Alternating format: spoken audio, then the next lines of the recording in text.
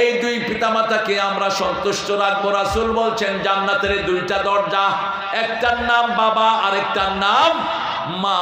এই দুইটা দরজার সাথে তোমরা কি আচরণ করো তোমরা ঠিক রেখে দিও। পিতামাতা যদি কাফের হয় তাদের সাথে দুর্ব্যবহার করা যাবে।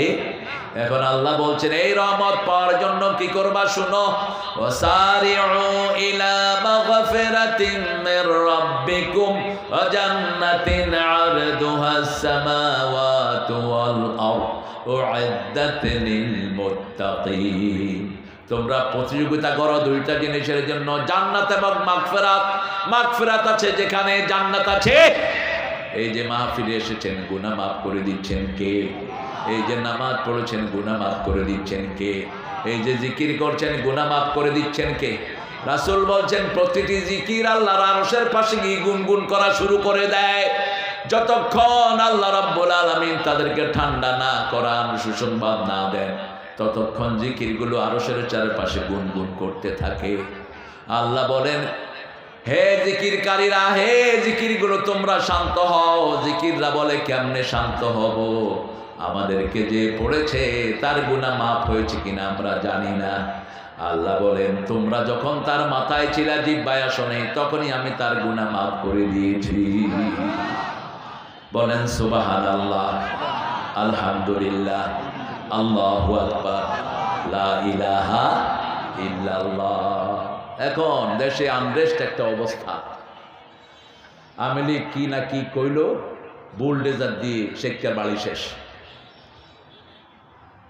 কোন স্থাপনা ভাঙা ইসলাম এলাও করে না।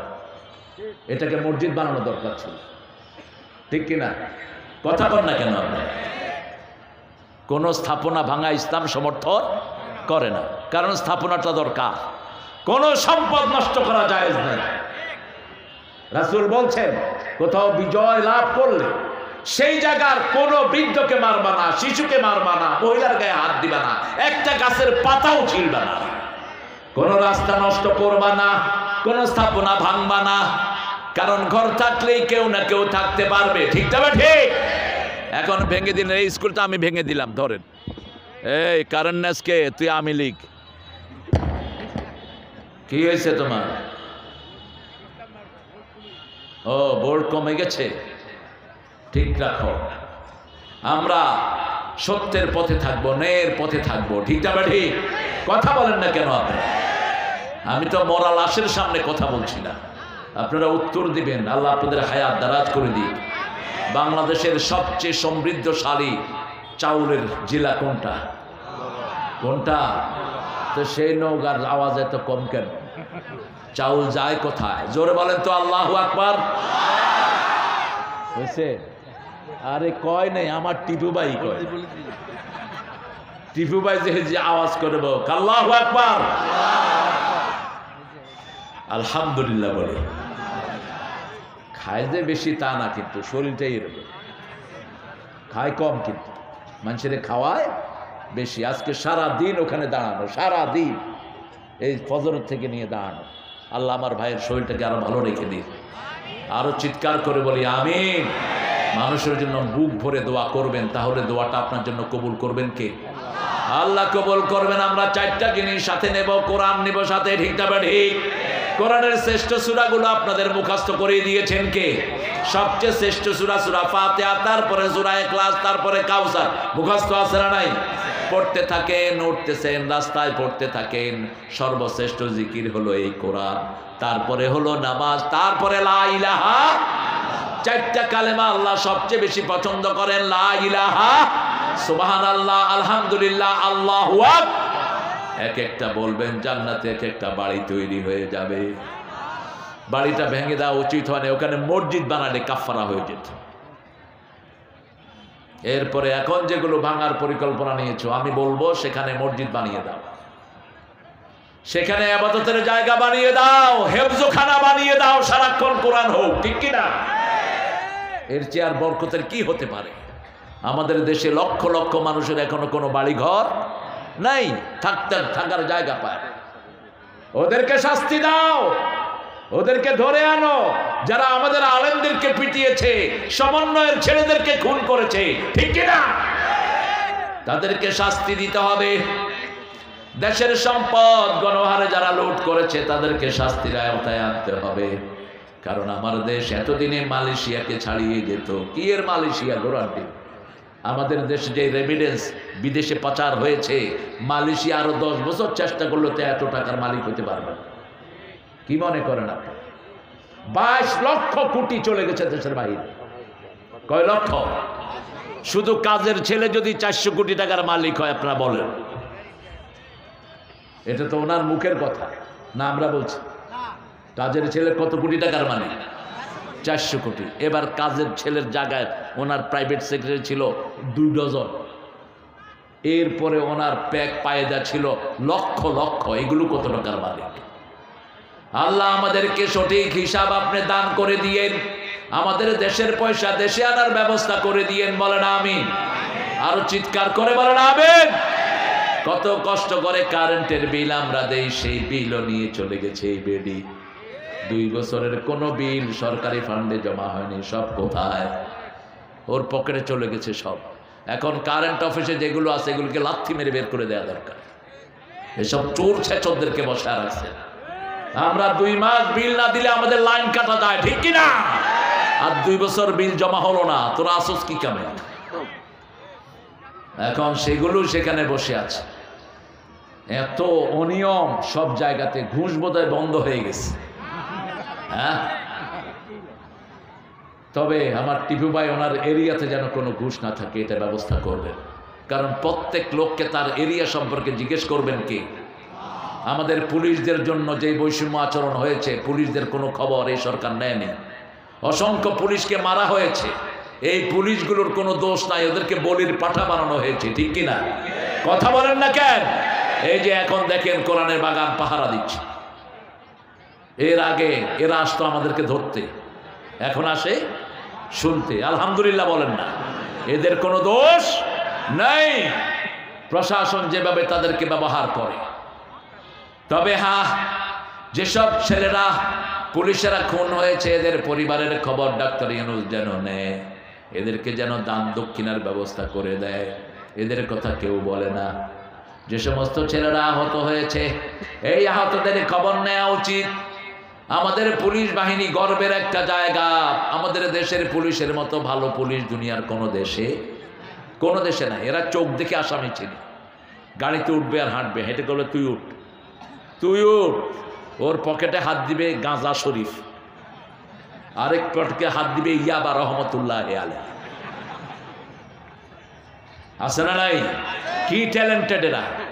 আল্লাহ আমাদের এই পুলিশ বাহিনীকে আপনি ইসলামের জন্য কবুল করেন। প্রতিযোগিতা করব 2টা জিনিস, একটা হলো জান্নাত, একটা কি?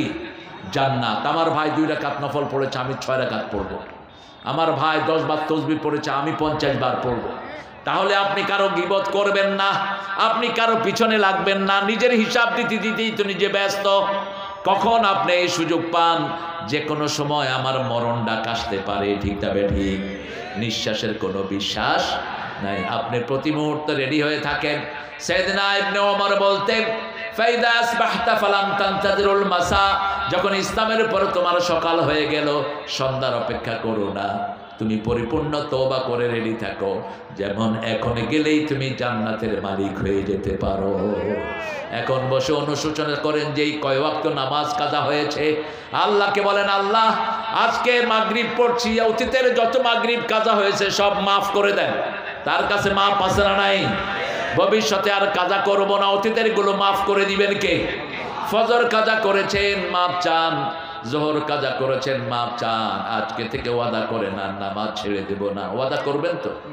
দেখে কারা কারা আছেন একটু হাতটা তুলে দেখা।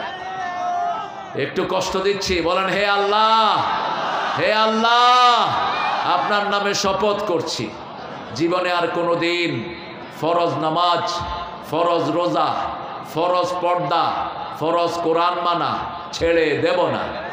আমিন ইয়া রাব্বাল আলামিন। হাতগুলো নামাই। আরেকজনের জমি যদি রক্ষা করেন, আপনার জমি রক্ষা করে দিবেন কে? আরেকজনের সম্পদ যদি আপনি রক্ষা করেন, আপনার সম্পদ রক্ষা করে দিবেন কে? আরেকজনের সম্মান যদি আপনি বাঁচান, আপনার সম্মান বাঁচিয়ে দিবেন কে? আপনি একটু টেস্ট করে দেখেন। আপনার রাস্তায় চলছেন, একজনকে আপনি সম্মান করলেন, দেখবেন আরেকজন এসে আপনাকে সম্মান করছে। আপনি একজনের জন্য দোয়া করছেন, শত মানুষ আপনার জন্য দোয়া করবে, ঠিক তবে ঠিক। আর আপনি যদি একজনের জমি চুরি করেন, আপনার জমিটা লুট করার ব্যবস্থা করে দিবেন কে? আপনি যদি কারো বাড়িঘর লুট করেন, আপনার বাড়িঘর লুট করার ব্যবস্থা করে দিবে কে? ওই যে নেতারা যারা ছিলেন, বড় বড় বাড়ি করেছেন, একজনও কেউ আছেন? কথা বলেন না কেন? আছেন কেউ? পুলিশের বদনামি করেছে যে অফিসারগুলো চুরি ডাকাতি করে, ওরা কি বাংলাদেশে আছে? নাই কেউ। কারণ চুরি আছে যেখানে, শান্তি নাই। আল্লাহ বলছেন ওই জান্নাত তোমাদের জন্য বানিয়েছি। জান্নাতের প্রশস্ততা হলো আকাশ জমিন পাশাপাশি রাখলে যত, একটা জান্নাতের চেয়ে বড়। আরো আস্তে কর সুবহানাল্লাহ। রাসূল বলেছেন জান্নাত খালি জায়গা, এই জান্নাতকে ভরতে হবে তোমাদের আমল দিয়ে। রাসূল সাল্লাল্লাহু আলাইহি সাল্লামকে ইব্রাহিম আলাইহিস সালাম বলছেন, ও মুহাম্মদ শুনো, তোমাকে চারটা কথা বলছি। মেরাজের রাত্রিতে 7 আকাশে গিয়ে দেখেন ইব্রাহিম আলাইহিস সালাম হেলান দিয়ে বসে আছেন বাইতুল মামুর অথবা একটা গাছের সাথে। বললেন উনি কে? উনি ইব্রাহিম আলাইহিস সালাম। রাহাবাহু ওয়া দাআলা। প্রথম দেখেই রাসূলকে মারহাবা বললেন, রাসূলের জন্য দোয়া করলেন, আর বললেন শুনো মুহাম্মদ, জান্নাতের মাটি হলো তারাবাতুন তারাবা, সবচেয়ে মিষ্টি মাটি হলো জান্নাতের মাটি। জান্নাতের পানি হলো সবচেয়ে মিষ্টি পানি। জান্নাত হলো খালি জায়গা, এটাকে ভরতে হবে তোমাদের দুনিয়া থেকে। এটাকে ভরার জন্য তুমি প্রতিনিয়ত কিছু জিকির করবা, সুবহানাল্লাহ, আলহামদুলিল্লাহ, লা ইলাহা আল্লাহু আকবার। এখন জান্নাতের 4টা গাছ হয়েছে। কয়টা? একটা গাছের দূরত্ব হলো 700 বছর ঘোড়া চড়বে, কিন্তু গাছের দূরত্ব শেষ হবে না। তার মানে একটা গাছ দুনিয়ার চেয়ে বড়, দুনিয়ার চেয়ে বড়। এরকম অজস্র গাছ আপনার জিকিরে তৈরি করে দিবেন কে?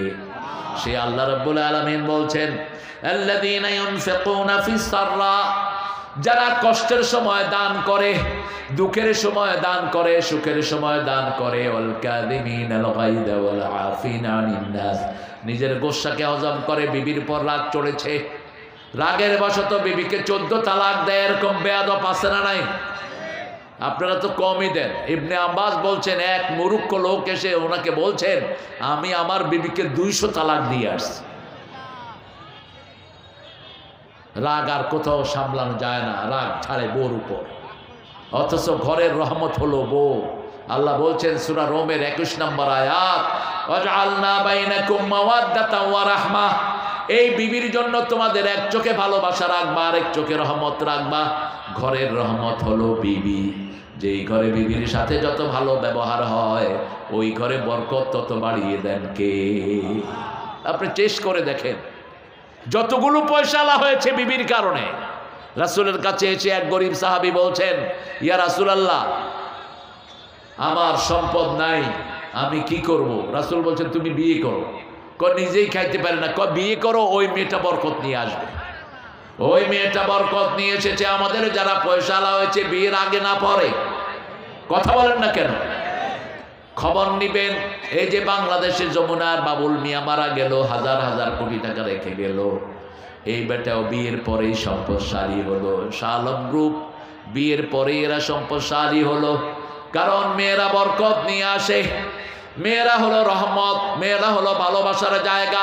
লিতাসকুনু ইলাইহা, আল্লাহ বলছেন তোমাদের শান্তির জন্য ওদেরকে দান করেছি। ঘরে যখন ঢুকবেন শিশুর মতো ঢুকবেন। ওমর ফারুক বলতেন, উখরুজ তিফলান, উদখুল তিফলান উখরুজ রিজালান। ঘরে যখন ঢুকবা শিশুর মতো ঢুকবা, আর যখন বের হবা পুরুষ হয়ে বের হও।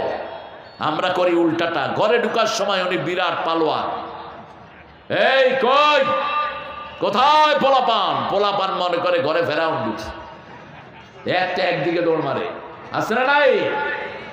আর রাসূল ঘরে ঢুকতেন, ঢুকার আগে বলতেন আসসালামু আলাইকুম ওয়া রাহমাতুল্লাহি ওয়া বারাকাতুহু। প্রথম গিয়ে 2 নাতি কোলে উঠে যেতেন রাহমাতাল লিল আলামিনের। মেয়েরা সব ঘুরঘুর করে কাছে চলে আসতো, বিবিরা তাকে সম্ভাষণ জানাতো। রাসূল পরিবারের প্রতি সবচেয়ে রহমদিল ছিলেন। এমন কোনোদিন হয়নি ফাতেমার সাথে দেখা হয়েছে তিনি দাঁড়ান নাই। এমন কোনোদিন হয়নি ফাতেমার সাথে দেখা হয়েছে তিনি উঠে তার কপালে চুমু খান নাই, হাতে চুমু খান নাই। মা আয়েশা থেকে তিরমিজির সহিহ বর্ণনা 11 জন বিবি নিয়ে রাসূল বসে আছেন। হঠাৎ দেখলেন আসতেছেন মা ফাতেমা ঢুলে ঢুলে আসছে। মা আয়েশা বলছেন রাসূল যেইভাবে হাঁটে মা ফাতেমাও সেইভাবেই হাঁটে, রাসূল যেইভাবে বসে মা ফাতেমাও সেইভাবে বসে। তিনি বললেন আমরা দেখলাম রাসূল দাঁড়ালেন, দাঁড়িয়ে ফাতেমাকে সালাম দিলেন, কপালে চুমু খেলেন, হাতে চুমু খেয়ে রাসূল যেখানে বসেছিলেন ওখানেই বসালেন মা ফাতেমাকে। এরপরে কানে কানে কি যেন বললেন, ফাতেমা কাঁদা শুরু করলেন। একটু পরে আবার কি যেন বললেন, মা ফাতেমা হেসে দিলেন। মা এসে জিজ্ঞেস করলেন মা তুমি কেন কেঁদেছো, কেন হেসেছো? বলছে আব্বা বলেন নেই প্রকাশ্যে, আমিও বলবো না, কিন্তু দুনিয়ার সবচেয়ে ব্রেনে ছিলেন মা আয়েশা। রাসূলের মৃত্যুর পরে আবার গিয়ে ফাতেমাকে ধরেছে, কেন কেঁদেছো বলো। এবার ফাতেমা জবাব দিচ্ছেন, রাসূল কানে কানে বললেন আমার আব্বা অল্প দিনের মধ্যেই দুনিয়া থেকে বিদায় হয়ে যাবে, সেই জন্য আমি কেঁদেছি। একটু পরে তিনি আবার বলেছেন পরিবারের মধ্যে সবার আগে আমি রাসূলের সাথে দেখা করবো, এজন্য আমি আবার হেসে দিয়েছি। সেই রাসূল সাল্লাল্লাহু আলাইহি ওয়াসাল্লাম বলছেন তোমরা তোমাদের জান্নাতের জন্য তোমাদের বিবিদেরকে জান্নাতমুখী করো, তোমাদের বিবিদের জন্য খরচ করো। আল্লাযীনা ইউনফিকুনা ফিস সাররা, রাসূলকে জিজ্ঞেস করা হলো সবচেয়ে ভালো সব পয়সা কোনটা, সবচেয়ে কোন পয়সার দাম আল্লাহর কাছে বেশি? আল্লাহর হাবিব বললেন বুখারীর বর্ণনা, মা আনফাকা আলা ইয়ালি, নিজের পরিবারের জন্য যেটা খরচ করা হয় সেটার দাম আল্লাহর কাছে সবচেয়ে বেশি। শিশুর জন্য খরচ করছেন, বিবির জন্য খরচ করছেন। রাসূল বলছেন বিবির জন্য প্রতিটি দানা যেটা আপনি বিবিকে খাওয়ান, প্রতিটি দানার বিনিময়ে আল্লাহ আপনার আমলনামায় সদকার সওয়াব লিখে দিবেন। এখন এক মুঠ ভাতের ভিতরে যদি 500 দানা থাকে, 500 সদকার সওয়াব আপনার আমলনামায় উঠে গেল। আর এই খাওয়াটা যদি রমজানে খাওয়ান, ফরজের সওয়াব আমলনামায় এসে গেল। এই জন্য এখন একটা দোয়া করব, পড়েন আল্লাহুম্মা আল্লাহুম্মা বারিক লানা ফি রাজাব ওয়া শাবান ওয়া বাল্লিগনা রমাদান। হে আল্লাহ রজব শাবানে বরকত দাও, রমজান পর্যন্ত হায়াতটাকে লম্বা করে দাও। রাসূল কোনোদিন হায়াত লম্বার দোয়া করতেন না, কিন্তু এই রজবে আসলে রাসূল সবচেয়ে বেশি রোজা রাখতেন, সবচেয়ে বেশি রোজা রাখতেন রজবে, তারপরে শাবানে চূড়ান্ত রাখতেন রমজানে। শাবান আর রমজানে পুরা মাসই রোজা রাখতেন রাহমাতাল লিল। আপনারা তো রাসূলের রুটিনটাই রাখেন না। সোমবার বৃহস্পতিবার আগামী থেকে রাখবো, চেষ্টা করবেন তো? কথা কন না কেন? মান আতানি ফাকাদ আতা আল্লাহ, যে আমাকে অনুসরণ করবো সে আল্লাহকে অনুসরণ করলো, আর যে আমাকে ভালোবাসবে সে আমার সাথে জান্নাতে চলে যাবে। আল্লাহ আমাদেরকে জান্নাত দান করুন, জোরে বলি আমিন। দান করব কার খুশির জন্য? আল্লাহর খুশির জন্য। ডান হাত দান করবে, বাম হাত জানবে না। যদি এইভাবে দান করতে পারেন, রাসূল সাল্লাল্লাহু আলাইহি ওয়াসাল্লামের মাধ্যমে আল্লাহ বলছেন ওই লোকটা কিয়ামতের ময়দানে আমার ছায়ায় থাকবে, আমি আল্লাহ তাকে কিয়ামতের ময়দানে ছায়া দিয়ে রাখবো। আপনার রাগ সম্বরণ করেন। রাসূল বলছেন ওই লোকটা বীর নয় যে মানুষকে হত্যা করে, মানুষকে খুন করে, ধরাশায়ী করে, বরং আসল বীর হলো যে নিজের গোসাটাকে হজম করে নেয়। রাগের বশত নিজের বিবিকে তালাক দেয়, রাগের বশত বাচ্চাকে চোয়াল মারে, রাগের বশত হেফজোখানার হুজুরা বাচ্চা পিটিয়ে মেরেই ফেলে। নাই বোধহয়, কথা কন না কেন? কে দিয়েছে তোমাকে এই অধিকার? হেফজোখানার হুজুররা মেজাজ কন্ট্রোল করবা, প্রাইমারি স্কুলের শিক্ষকেরা মেজাজ কন্ট্রোল করবি, তা না হলে শিক্ষকতা করিস না। তোর মতো অথর্ব শিক্ষকের দরকার নাই। আমাদের বাচ্চারার মতো ট্যালেন্ট বাচ্চা পৃথিবীর কোনো দেশে কেন মারো এদেরকে? কেন মারো? ওই তাকরিমের বায়োগ্রাফি পড়ো। ওই যে পোলাটা সারা দুনিয়ায় 2 বার ফার্স্ট হলো, তার ওস্তাদের আদরের কারণে সে এই পর্যন্ত উঠে এসেছে। যত্নে রত্ন মিলে, যত্নে কি মিলে? রত্ন মিলে। আর যখনই পিটাবেন ওর গুণ যেটা আছে ওটাও শেষ। বহু ছেলে 12 পারা মুখস্থ করে এখন নামাজও পড়ে না। জিজ্ঞেস করলাম বাবা কি হয়েছে? কয় হুজুরে এমন পিটাইছে, হুজুরের লুঙ্গি খুলে গেছে। তো লুঙ্গি খুলে গেছে কি হয়েছে? কয় না পাঞ্জাবি লম্বা ছিল, কোনো সমস্যা হয় না। ওই থেকে সে আর বাস মাদ্রাসা তো পড়েই না, নামাজও পড়ে না। কেন পিটাবেন এরকম? হালকা শাসন করেন, চোখ দিয়ে শাসন করেন। বাচ্চাদেরকে পিটালে বাচ্চাদের যে গুণগুলো আছে এগুলো শেষ হয়ে যায়। এই জন্য বহু মাদ্রাসার মেধাবী ছেলে আজকে উচ্ছন্নে গেছে। আদর করে শিশুকে পড়াবেন, আল কাযিমিন আল গাইজ, ঘরের ভিতরে গোসাকে হজম করবেন। রাসূল সাল্লাল্লাহু আলাইহি ওয়াসাল্লাম বলছেন, বিবি যদি তোমার বেয়াড়া হয়, বিবি যদি তোমার কথা না শুনে পর্দায় না থাকে, কাউকে হেলো কয়, বিভিন্ন রকমের আজে বাজে কাজ করে, তাহলে তুমি বিবিকে ওয়াজ করো। প্রথম বললেন। 2 নম্বরে বললেন হুজুরুহুন্না ফিল মাদাজি, সূরা নিসার 34 নম্বর আয়াত। 3 নম্বরে বললেন ফাদরিবুহুন, তাদেরকে মারো। তবে রাসূল বললেন মুখে আঘাত করতে পারবা, গায়ে দাগ লাগাতে পারবা না, কোনো অঙ্গহানি করতে পারবা না, কিভাবে মারবেন? যশোরের এক হুজুর বলতেছে বালিশ দিয়া চাপা ধরুন। তো বালিশ দিয়ে চেপে ধরলে তো নাক বন্ধ হয়ে মারা যাবে, অঙ্গহানি হয়ে গেল। এত মারা শখ কেন? বিবির গায়ে যারা হাত তোলো, কিয়ামতের ময়দানে আসামির কাঠ গড়ায় দাঁড়াবা। ওই বিবি মাফ না করলে আল্লাহ তোরে মাফ করবে না। রাসূল বলছেন মারা তো দূরের কথা, কোন মেয়েকে গালি দিবা না, আমি নবী মুহাম্মদ সব মেয়েদের বাপ। রাসূলকে যারা বাপ ডাকে পুরুষের মধ্যে, এদেরকে নিষেধ করে দিয়েছেন কে? এখন আমরা পীরকে বাপ ডাকি, এটা ইসলাম বিরোধী কাজ। কোন পীরকে বাপ ডাকা জায়েজ নাই। ইসলামী কারণে কাউকে বাপ ডাকা জায়েজ। রাসূল বলেছেন যে নিজের বাবা ছেড়ে অন্যকে বাবা ডাকে সে জাহান্নামে তার জায়গা করে নেয়। এখন আমাদের বাংলাদেশের কাস্টম, আমরা শ্বশুররে কি ডাকি? শ্বশুর আব্বা ডাকে। সৌদি আরবে কিন্তু শ্বশুরের বাবা ডাকে না। এটা যে কেমনে চালু হয়েছে কে জানে। সৌদি আরবে শ্বশুরে বলে আম্মি, হে আমার চাচা যান, চাচার বলে সম্বোধন করে। কারণ বাপ পৃথিবীতে একজন। আদম আলাইহিস সালাম আমাদের পিতা ছিলেন, কিন্তু ওনাকে তো আমরা ডাকার জন্য পাইও না। জাতির পিতা কে ছিলেন? ইব্রাহিম আলাইহিস সালাম ছিলেন। আমাদের রুহানি পিতা সাইয়েদনা মুহাম্মদ, ওনার বিবিদেরকে আমরা ডাকি মা। মার জামাই কি হবে? বাবা। কিন্তু আল্লাহ বলছেন না, সূরা আহজাবের 39 নম্বর আয়াত, মা কানা মুহাম্মাদুন আবা আহাদিম মির রিজালিকুম ওয়ালাকিন রাসূলুল্লাহি ওয়া খাতামান নাবিয়্যিন ওয়া কানা আল্লাহু বিকুল্লি শাইইন আলিমা। রাসূল তোমাদের কোনো স্বাবলম্বী পুরুষের পিতা নয়, তিনি ছিলেন শেষ রাসূল। সেই বিষয়ে সবচেয়ে বেশি জানেন কে?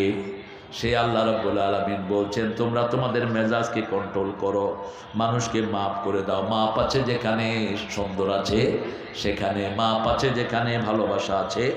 আল্লাযীনা ইযা ফাআলু ফাহিশা, যখন কোনো গুনার কাজ হয়ে যায় সাথে সাথে জিকির করো। কার?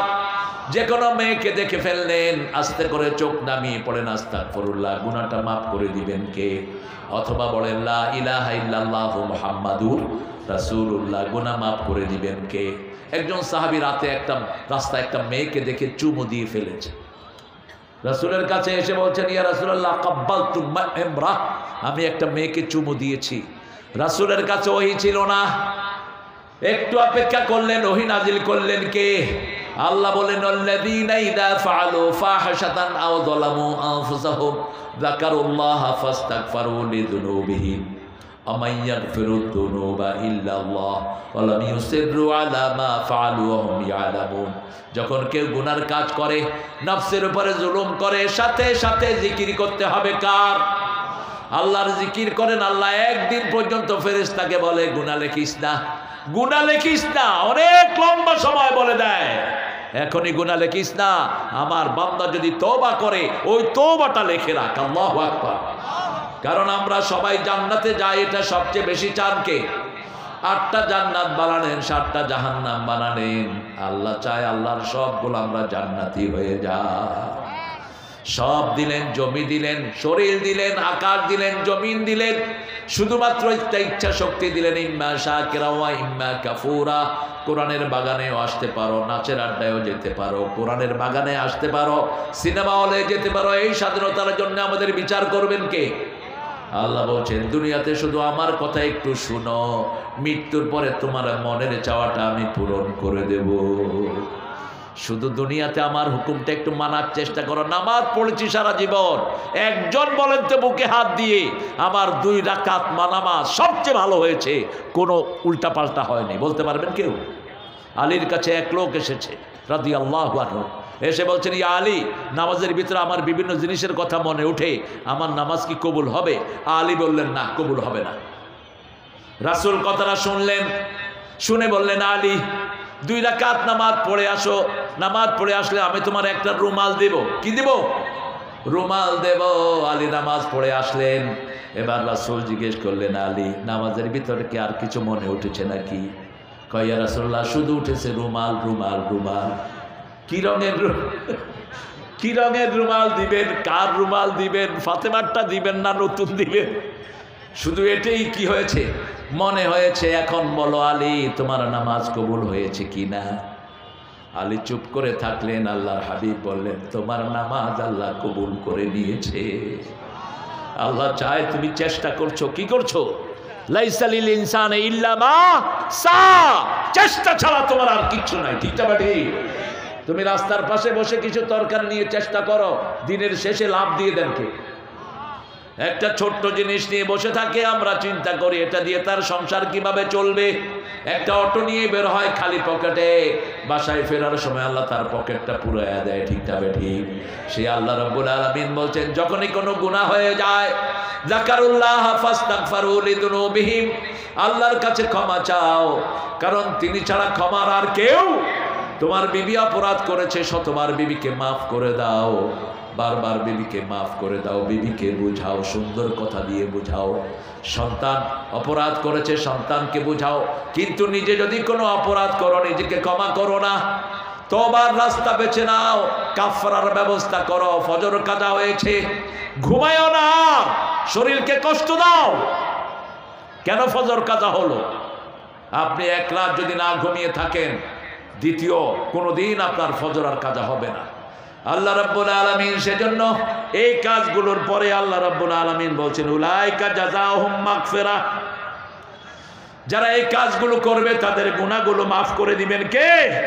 ওয়া জান্নাতিন তাজরি মিন তাহতিহাল আনহার খালিদিনা ফিহা নি'মা আজরুল আমিলিন, জান্নাত চিরস্থায়ী আল্লাহ দিয়ে দিবেন। প্রথম হলো প্রতিযোগিতা, জান্নাতের জন্য প্রতিযোগিতা করতে হবে, নামাজের জন্য, রোজার জন্য, ইবাদতের জন্য, মাগফিরাতের জন্য প্রতিযোগিতা। 2 নাম্বার, নিজের গোশাটাকে হজম করবেন। 3 নাম্বার, সুখে থাকেন দুঃখে থাকেন দান করবেন। কার জন্য? আগে নিজের আত্মীয় স্বজনের মধ্যে দান করবেন। কোথায় বেছে বেছে আপনি কোন হুজুরের কাছে দেন, কবুল হবে না। আল্লাহ সূরা বাকারার 177 বলছেন, ওয়াতাল মালা লা হুব্বিহি দাবিল কুরবা ওয়াল ইয়াতামা ওয়াল মাসাকিন ইবনিস সাবিল, তুমি প্রথম দান করবা, তোমার আপন ভাই খেতে পায় না, গোপনে গিয়ে যাকাতের টাকা থেকে তাকে দিয়ে দাও। বলার দরকার নাই, ভাই তোকে যাকাতের টাকা দিচ্ছি, আপনার ভাই তো। আপনি যদি বলেন যাকাতের টাকা দিচ্ছি, সে নিবে না। আপনি গোপনে দিয়ে দেন, আপনি যাকাত কবুল করবেন কে? আপনার বোন কষ্টে আছে, মুখ খুলে বলতে পারে না, একটা ভালো গায়ে কাপড় নাই, সন্তানদেরকে খাওয়াতে পারে না, মুঠ করে টাকা নিয়ে তার হাতে দিয়ে আসেন, বোন এটা খরচ করো। আপনার যাকাত কবুল করবেন কে? প্রথম নিজের নিকটাত্মীয় চাচা খেতে পায় না, চাচি দুঃখে আছে, ঘরের ভিতরে পাশাপাশি স্বামী স্ত্রী, পাশাপাশি চাচা আর ভাতিজারা থাকে, চাচার সাথে কথা বলে না, এরকম ভাতিজা আছে না নাই? অথচ তোমার আব্বার তোমার চাচা একই ফুলের ভিতরে বড় হয়েছেন, একই সাথে মায়ের রক্ত, এক মায়ের রক্ত খেয়েছেন। যারা আত্মীয়তার সম্পর্ক ছিন্ন করে এরা জাহান্নামী, এদের কোনো আমল আল্লাহর দরবারে কবুল হয় না।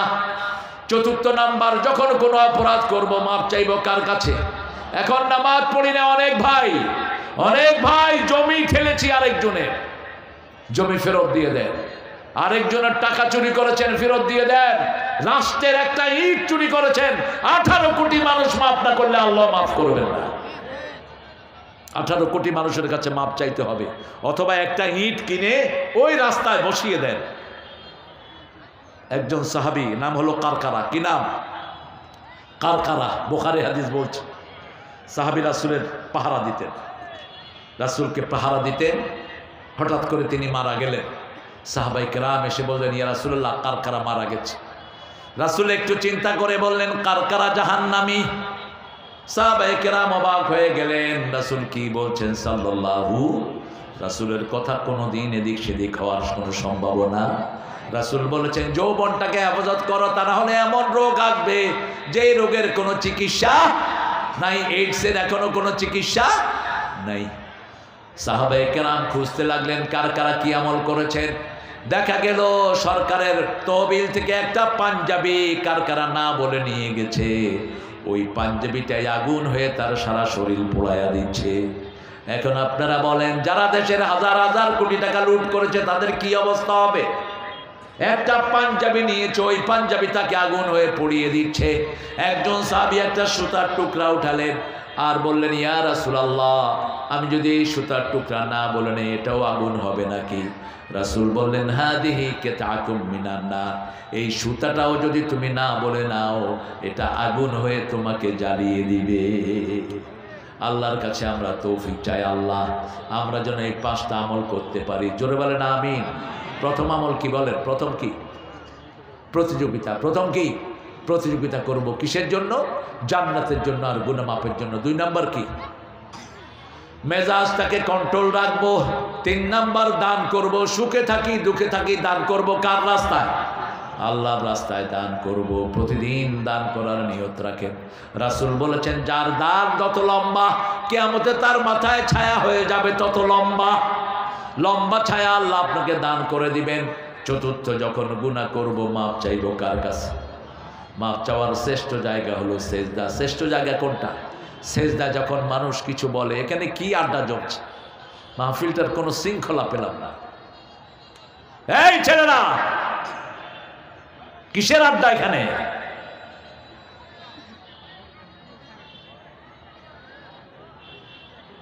কতগুলো ইবলিস আসে, নিজেরাও শুনে না, কাউকে শুনতেও দেয় না।